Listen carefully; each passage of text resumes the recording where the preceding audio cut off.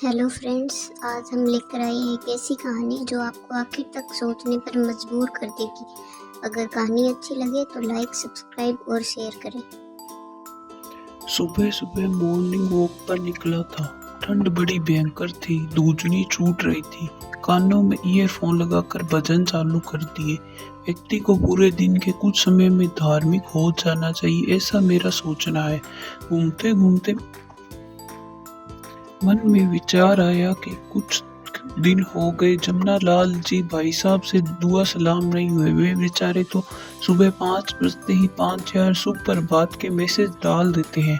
सोचा भाई साहब से मिलने चलूं, चाय भी पी लूंगा, एक पत दो खाद। भाई साहब मेरे बड़े भाई साहब के मित्र हैं, मेरे लिए उतने ही आदरणीय हैं। मुझे 5 वर्ष बड़े, एक कार्यालय में बापू है। जैसे ही घर के गेट पर पहुंचा तो भाई साहब का स्वर कानों में पड़ा। यार देख नहीं रही हूँ, मैं बिजी हूँ, बिट्टू को भेज दो। भाभी जी बड़बड़ा रही थी। मुझे लगा कि अभी 6 बजे भाई साहब किसी काम में बिजी होंगी। मैंने गेट खटखटाने की फॉर्मेलिटी की और अंदर आ गया। अंदर बरामदे मोड़े पर भाई साहब मोबाइल में चला रहे थे और मेरी तरफ बिना देखे ही बोले, भाई विनोद बैठो, कई दिनों से आए नहीं और मेरे मैसेज का तो जवाब ही नहीं देता। फिर मोबाइल में काम करने लगे।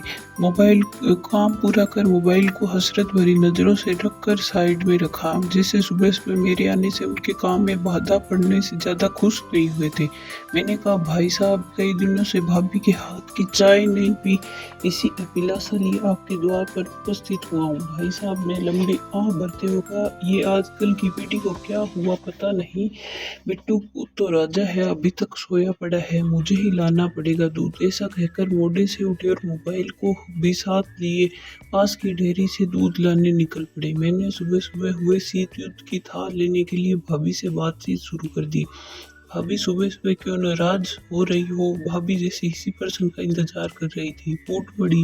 फूट क्या पड़ी, सैलाब आ गया। मेरी समझ में नहीं आया कि विवाह के 20 साल बाद सावित्री जैसी भाभी के मन में इतना आक्रोश कैसे।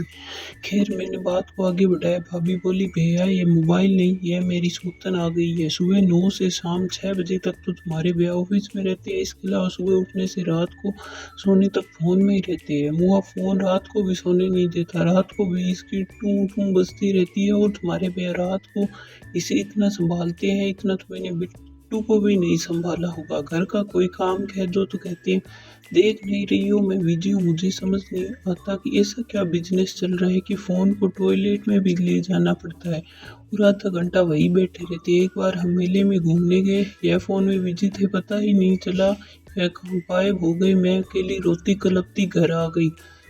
हाँ, उस दिन रात को तुम्हारे भैया को उपवास ही रखना पड़ा। भैया मुझे कभी कभी शक होने लग गया है। ऐसा कहकर भाभी पल्लू मुंह में लिया और आंखों में से गंगा जमुना बहने लगी। मैंने भाभी को ढाढ़स बताया और कहा, भाभी आप भैया पर शक नहीं करे, मैं भैया को बचपन से जानता हूँ। आप सब पवित्री है तो भैया सत्यवान है, आप सीता है तो भैया राम है। पर ये क्या है, हमारी पीढ़ी के लिए मोबाइल बुढ़ापे की औलाद की तरह आया है। हमने देखा है लैंडलाइन, अब औलाद की तरह हम मोबाइल को प्रेम करते हैं।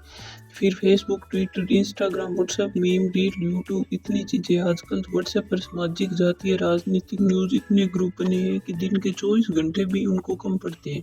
भाभी ये कहानी अब हर घर की है। भाभी को थोड़ा संतोष हुआ, उन्होंने सुरक्षित महसूस किया। मुझसे कहा, अपने भैया को कुछ समझाओ। भाई साहब दूध लेकर आ गए, भाभी चाय पिलाने चली गई। मैंने भैया के मन की थाह लेने के लिए कहा, भाई साहब आज मॉर्निंग वॉक के लिए नहीं आते हो? भाई साहब ने कहा, अब मॉर्निंग वॉक की ज़रूरत नहीं, मैंने बैलेंस डाइट लेना शुरू कर दिया है। प्ले स्टोर से बैलेंस डाइट का एक ऐप डाउनलोड कर लिया है। मैंने अमेजोन से सोना बेल्ट मंगा लिया है। अब मैं 1700 कैलोरी लेता हूँ और सोना बेल्ट लगाता हूँ। मैंने कहा, भैया बैलेंस डाइट तुम्हारी आंखों के नीचे से झांक रही है, सोना बेल्ट का असर पेट के ऊपर से। भैया ने बात को पलटा और कहा, अभी नए साल में कोई हमारे सोशल मीडिया ग्रुप का स्नेह मिलन कार्यक्रम है, तुम भी आना। मैंने कहा, भैया तो पिछली बार स्नेह मिलन में जूता बेजार हुए थे, भूल गए क्या? बड़ी मुश्किल से पुलिस से पीछा छुड़ाया था। भैया ने भोई सिकोड़ी कहा, यार हर बात को उदाहरण नहीं बनाना चाहिए, चलता रहता है। भैया भाभी नाराज हो रही थी, क्या सारा दिन सोशल मीडिया के चक्कर में पड़े रहते हो? भाभी चाय लेकर आ गई। भैया ने बताया, मेरे 100 से ज़्यादा सोशल मीडिया ग्रुप है, मैं 44 का एडमिन हूँ, 24 का सक्रिय सेंस में बना रहना पड़ता है। फेसबुक पर 4,000 दोस्त हो गए, ट्विटर और इंस्टाग्राम पर फॉलोअर की संख्या 30,000 से ज़्यादा बढ़ गई, अपना यूट्यूब चैनल लॉन्च कर दिया है। अब तुम्हारी भाभी तो समझती नहीं है, व्यक्ति को इस सोसाइटी में रहना है तो सोशल तो होना ही होगा। मैंने कहा हाँ, मुझे याद है पिछली बार जो आप एक गलत मैसेज कर दिया था तो आपकी नौकरी बड़ी मुश्किल से बची थी। हाथ पैर जोड़कर जूतों से बचे थे। आदमी कभी अपनी पत्नी के सामने अपनी बेइज्जती सहन नहीं करता। भाई साहब को थोड़ा गुस्सा तो आया। मुझे कहा, समझो कि तुम भी नहीं, चाय पी ली क्या? मैंने कप की तरफ देखा, कप में थोड़ी सी चाय बची थी। मैंने फटाफट चाय की चुस्की ली और खड़ा हो गया।